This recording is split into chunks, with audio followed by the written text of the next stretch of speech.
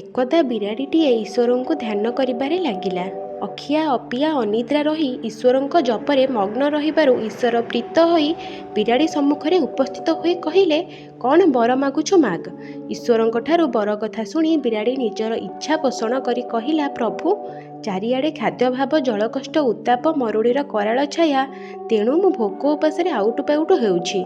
ଦୟାକରି ମୋର କଲ୍ୟାଣ ପାଇଁ ଥରେ ମୂଷା ବର୍ଷା କରନ୍ତୁ, ଫଳରେ ମୋତେ ଖାଇବାକୁ ମିଳିବ ଏବଂ ମୋର ଏହି କରୁଣ ଦୁର୍ବଳିଆ ରୂପ ହୃଷ୍ଟପୃଷ୍ଟ ହୋଇପାରିବ।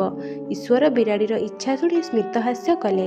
ଭଗବାନଙ୍କ ସ୍ମିତହାସ୍ୟର ଅର୍ଥ ବିରାଡ଼ିଟି ବୁଝି ନ ପାରି କହିଲା, ପ୍ରଭୁ, ଏ ଅକିଞ୍ଚନ ଉପରେ କୃପା କରନ୍ତୁ। ଆପଣ ଭୋକିଲାର ପେଟ ଚିହ୍ନନ୍ତି, ତେଣୁ ଥରଟିଏ ତଥାସ୍ତୁ କହିଦିଅନ୍ତୁ। ତଥାସ୍ତୁ ନ କହି କାହିଁକି ନୀରବ ରହୁଛନ୍ତି ପ୍ରଭୁ? ଈଶ୍ୱର କହିଲେ, ତୁ କହିଲୁ ମୁଁ ସମସ୍ତଙ୍କ ପେଟ ଚିହ୍ନୁଛି, ତାହା ହିଁ ସମସ୍ୟା।